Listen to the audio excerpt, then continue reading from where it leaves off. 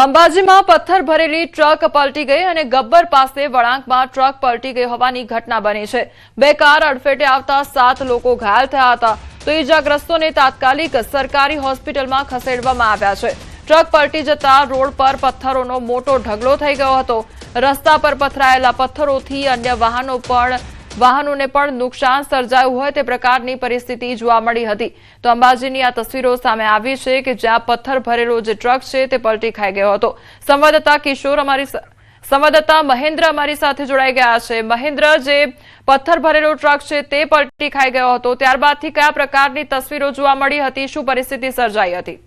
જી બિલકુલ, આપને બતાવી દઉં કે આજના બપોરના સુમારે જે રીતે અંબાજીથી આબુ રોડ તરફ જઈ રહી હતી માર્બલના ખંડા ભરેલી ટ્રક જે ગબ્બર સર્કલ પાસે ટર્નિંગમાં અચાનક જ પૂર ઝડપે જઈ રહેલી ટ્રક જે વળાંક લઈ રહ્યો હતો ત્યારે પલટી મારી ગયો હતો અને તેની સામે ઉભેલા બે વાહનો હતા એ વાહનો પણ અડફેટે લીધા હતા અને ત્યાં ઉભેલા જે યાત્રિકો હતા જ્યાં જે વાહનો ભરાય છે તેમાં 7 જેટલા મુસાફરોને ગંભીર ઇજાઓ પહોંચી હતી, જેમાં 3 જે મુંબઈના મુસાફરો હતા। એટલું જ નહીં, આ પથ્થરો જે ટ્રક પલટી મારી હતી તેનાથી રસ્તા ઉપર પથ્થરોનો ખડકલો થઈ જતા જે અન્ય વાહનો છે એમને પણ ભારે નુકસાન થવા પામ્યું હતું। જોકે જે ઈજાગ્રસ્તો છે અંબાજીની સરકારી હોસ્પિટલમાં સારવાર આપવામાં આવી છે અને પોલીસ આ બાબતે વધુ તપાસ હાથ ધરી રહી છે।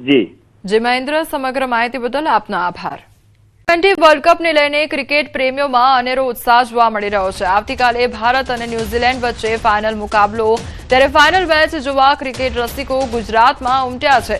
ફાઇનલ મેચ જોવા યુએસએ થી આવ્યા છે અમદાવાદમાં અશ્વિન પટેલ અને ભારતી પટેલ આવ્યા છે અમદાવાદમાં। ત્યારે પટેલ પરિવાર જ્યાં મેચ હોય તે દેશમાં પહોંચે છે મેચ નિહાળવા માટે। 2002 થી આજ સુધી અંદાજે 20 જેટલા દેશોમાં ભારતની મેચ જોવા માટે પહોંચ્યા છે। અનેક ખેલાડી સાથે ફોટો અને યાદગાર વાત પણ તેમના દ્વારા જણાવવામાં આવી છે।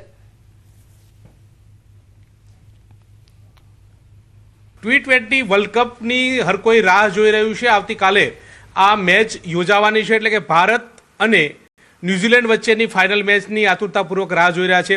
પરંતુ ક્રિકેટ પ્રેમીઓ એવા છે કે દેશ નહીં દુનિયાના સીમાડાથી ગુજરાતમાં આવી રહ્યા છે આ ફક્ત મેચ નિહાળવા માટે। એવા જ અશ્વિનભાઈ પટેલ કે જેઓ યુએસએ વસે છે, યુએસએના નાગરિક છે, મૂળ ભારતીય છે, મૂળ ગુજરાતી છે, પરંતુ ત્યાંથી સ્પેશિયલ મેચ જોવા માટે ગુજરાત આવ્યા છે, વતનમાં આવ્યા છે। તેમની સાથે વાત કરીશું।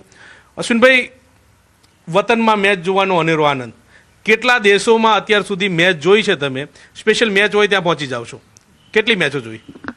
અત્યાર સુધી સ્ટાર્ટ થઈ ત્યાં સુધીમાં 2002 થી શરૂ કરી આજે 2026 એમાં 2002માં વેસ્ટ ઇન્ડિઝ, 2007 T20 વર્લ્ડ કપની શરૂઆતમાં સાઉથ આફ્રિકા, ત્યારે પછી 2013માં ફરી West Indies, 2019 England, India versus ન્યૂઝીલેન્ડની જે સેમીફાઇનલ બનેલી આપણે હાર્યા, અને ઇંગ્લેન્ડ વર્સિસ ન્યૂઝીલેન્ડ જે ફાઇનલ 2 વખત ટાઈ થઈ એ જોઈ।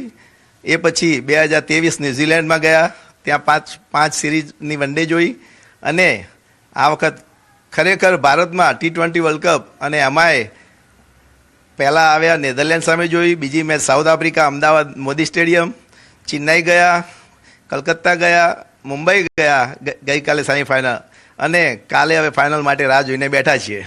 ક્રિકેટ રસિકો દૂર દૂરથી ક્રિકેટ નિહાળવા માટે આવતા હોય છે અને આ ફેમિલી યુએસએ રહે છે। 2002 થી જ્યાં મેચ હોય છે ત્યાં પહોંચી જાય છે। જે હોટલની અંદર ક્રિકેટરો રહેતા હોય છે તે જ હોટલમાં રહેવાનો પ્રયાસ કરે છે અને તે જ હોટલમાં રહે છે, અને ત્યાંથી આ ક્રિકેટ લવરો તે પોતાની જે દેશ માટેનું જુનૂન હોય છે, દેશ માટેનો જજ્બા હોય છે તે કાયમ રાખે છે અને આ મેચ નિહાળવા માટે પહોંચી જતા હોય છે અને તે પોતાની વાતો જે છે તે કરી રહ્યા છે। ખાતે આવેલા બાભરકોટ માર્કેટિંગ યાર્ડમાં તુવેરના પાકની ટેકાના ભાવે ખરીદીનો વિધિવત શુભારંભ કરવામાં આવ્યો। તો બોટાદ જિલ્લાના ખેડૂતોને લાભ મળે તે માટે ભારત સરકારની PSS યોજના હેઠળ ગુજકો માસોલ અને નાફેડના સહયોગથી ખરીદી શરૂ કરાઈ છે। તુવેરનો ટેકાનો ભાવ પ્રતિ ક્વિન્ટલ 8,000 રૂપિયા અને પ્રતિમણ 1,600 રૂપિયા નક્કી કરવામાં આવ્યો છે, જ્યારે હાલ બજારમાં પ્રતિમણ આશરે 1,400 રૂપિયાનો ભાવ ચાલી રહ્યો છે। એટલે ખેડૂતોને પ્રતિમણ લગભગ 200 રૂપિયાનો વધારાનો લાભ મળી રહ્યો હોવાથી ખેડૂતોમાં ખુશી જોવા મળી રહી છે। માર્કેટિંગ યાર્ડના ચેરમેન મનહરભાઈ માતરિયા અને આગેવાનોની હાજરીમાં દીપ પ્રાગટ્ય અને પૂજન સાથે કાર્યક્રમ યોજાયો હતો। તુવેરની ખરીદીની આજે બોટાદ જિલ્લાની અંદર શરૂઆત થઈ છે। બોટાદ ખાતે કુલ 300 અરજીઓ ખેડૂતોએ કરેલ છે। એ અનુસંધાને આજે બોટાદના પાળિયાદ ખાતે આવેલ સબ યાર્ડ ખાતે તુવેરની ખરીદીની કામગીરી શરૂ થઈ છે। જેમાં પ્રતિ ક્વિન્ટલ દીઠ 8,000 રૂપિયા એટલે કે મણ દીઠ 1,600 રૂપિયાના ભાવો છે. માર્કેટની અંદર 1,300 થી 1,400ના ભાવ ચાલે છે. ત્યારે ખેડૂતોએ જે લોકોએ નોંધણી કરાવી છે એવા ખેડૂતોને મણે 200 રૂપિયા જેવી માતબર રકમ મળશે. ચણ સારા ભાવથી થઈ રહ્યું છે, 1,600 રૂપિયા ભાવ મળે છે. બજારમાં નીચા ભાવ છે, અહીં સારા ભાવ છે. પેલા નોંધણી કરાવી હતી, કાલે મેસેજ આવ્યો હતો, પછી ફોન આવ્યો હતો અને આજે હું લઈને આવ્યો છું તુવેર. રાજકોટ જિલ્લા વિકાસ અધિકારીના પરિપત્રને લઈને વિવાદ સર્જાયો છે. જિલ્લાની સરકારી પ્રાથમિક શાળાઓની આસપાસ 100 મીટરના વિસ્તારમાં તંબાકુ અને સિગારેટ વેચતા વેપારીઓ સામે કાર્યવાહી કરી તેને દંડ કરવાની જવાબદારી શિક્ષકો અને આચાર્યોને સોંપવામાં આવી છે. આ નિર્ણયનો પ્રાથમિક શિક્ષક સંઘે વિરોધ કર્યો છે અને પરિપત્ર પરત ખેંચવાની માંગ પણ કરી છે. શિક્ષકોનું કહેવું છે કે હાલ તેઓને એસઆઈઆરની કામગીરી, વસ્તી ગણતરી તથા બોર્ડ પરીક્ષાની ફરજોની જવાબદારીઓ સોંપવામાં આવી છે. હવે વધુ એક કામગીરી સોંપવાથી શૈક્ષણિક કાર્ય પર અસર પડી શકે છે. આ સિવાય દંડ વસૂલવાની કામગીરી દરમિયાન વેપારીઓ સાથે ઘર્ષણ થવાની શક્યતા છે અને તેનાથી કાનૂની વિવાદ પણ ઊભા થઈ શકે છે. તો રાજકોટ જિલ્લા પંચાયત હસ્તક આવતી શાળાઓમાં હાલ અંદાજે 5,500 થી વધુ શિક્ષકો કાર્યરત છે. શાળાની આસપાસ તમાકુ વેચાણ ન થવું જોઈએ એ બાબત સાથે અમે સમજ છીએ. લોકજાગૃતિના કોઈ કામ હોય, લોકજાગૃતિ બાબતે કોઈ રેલી કરવાની હોય, કોઈ સેમિનાર કરવાના હોય તો એમાં શાળાના શિક્ષકો, બાળકો કે આચાર્યને જવાબદારી સોંપવામાં આવે તો ખૂબ સારી રીતે એમાં ખંતી કરે. પણ દંડ કરવાની જવાબદારી છે એ આચાર્ય જો કરશે તો ગામ લોકો સાથે સંઘર્ષ, દુકાનદાર સાથે સંઘર્ષ થવાની શક્યતા રહેલી છે. વડોદરાના માઝાના ટેટ્રાપેકમાંથી નીકળી છે જીવાત, ત્યારે પેકેટ તોડતા જ અંદરથી જીવાત નીકળી. બાળકે માઝા પીધા બાદ ખબર પડી કે બાળકને સારવાર માટે એસએસજી હોસ્પિટલમાં ખસેડવામાં આવ્યું છે. તો બાળક દ્વારા જે માઝા છે તે લેવામાં આવી હતી અને માઝા પીધા બાદ બાળકને જાણ થઈ હતી કે અંદર કંઈક અજુગતું છે અને આ જે ટેટ્રાપેક છે તે ખોલવામાં આવ્યું હતું અને ટેટ્રાપેક ખોલતા જ અંદરથી જીવાત નીકળી હોવાનો મામલો સામે આવ્યો છે. ત્યારબાદ બાળકને સારવાર અર્થે એસએસજી હોસ્પિટલમાં ખસેડવામાં આવ્યું છે. પનીરના શોખીનો ખાસ સાવધાન, તમે જે પનીર ખાઈ રહ્યા છો તે તમારા સ્વાસ્થ્ય માટે જોખમી હોઈ શકે છે. સુરતમાં નકલી પનીર બનાવવાનું મસ્ત મોટું કૌભાંડ બહાર આવ્યું છે. શહેરના પાંડેસરા વિસ્તારમાં સુરત પોલીસની એસઓજી ટીમ અને મ્યુનિસિપલ કોર્પોરેશનના ફૂડ સેફટી વિભાગે સંયુક્ત કાર્યવાહી કરીને નકલી પનીર બનાવતા મોટા રેકેટનો પર્દાફાશ કર્યો છે. મહત્વની વાત એ છે કે લાંબા સમયથી લોકોના આરોગ્ય સાથે ચેડા કરવામાં આવી રહ્યા હતા. આરોપીઓ ઇન્ડસ્ટ્રીયલ ગ્રેડ એસિટિક એસિડનો ઉપયોગ કરીને પનીર તૈયાર કરતા હતા, જે માનવ શરીર માટે ગંભીર રીતે હાનિકારક માનવામાં આવે છે. તો તપાસમાં સામે આવ્યું છે કે આરોપી મહેશ કુમાર પૂર્ણાશંકર શર્મા દ્વારા પાંડેસરા વિસ્તારમાં ગેરકાયદેસર રીતે પનીર બનાવવાનું કારખાનું ચલાવવામાં આવતું. આ મામલે પોલીસે મુખ્ય આરોપી મહેશ કુમાર પૂર્ણાશંકર શર્માની ધરપકડ કરી આગળની તપાસ શરૂ કરી છે.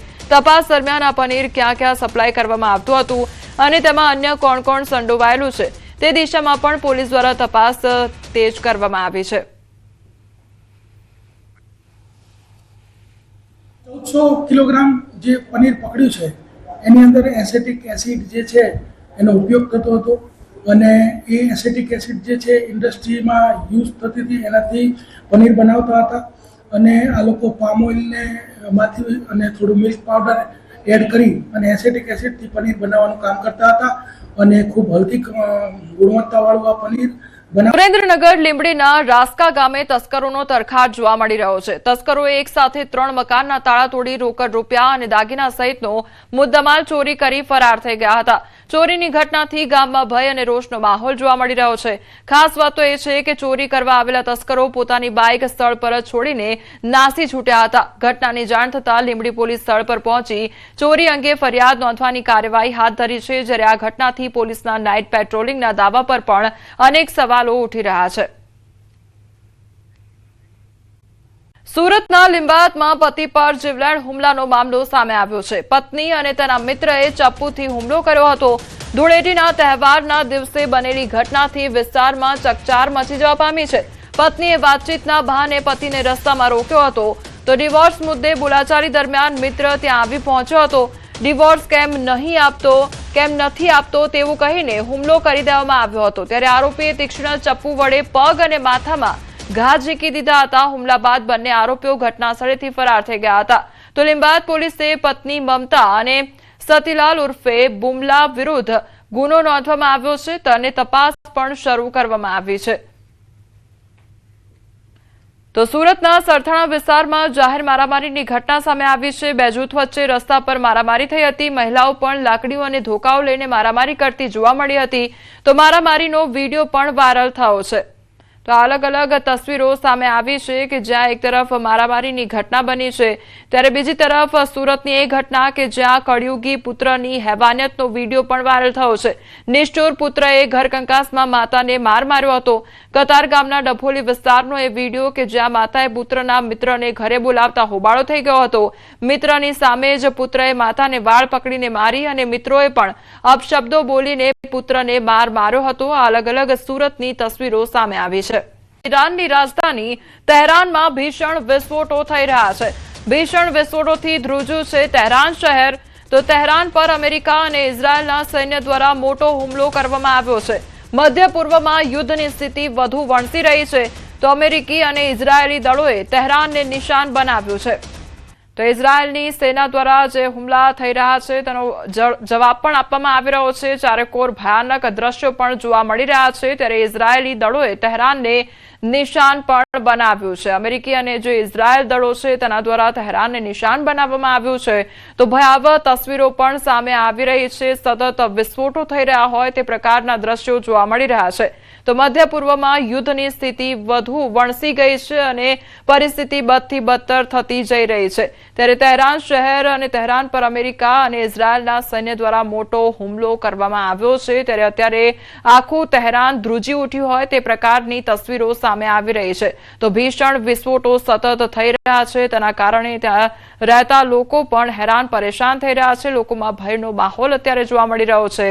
તો ઈરાનની રાજધાની તહેરાનમાં અત્યારે ભીષણ વિસ્ફોટો થઈ રહ્યા છે, સતત અવાજો આવી રહ્યા છે અને આખું તહેરાન ધ્રુજી ઉઠ્યું હોય તે પ્રકારના આ દ્રશ્યો સામે આવી રહ્યા છે।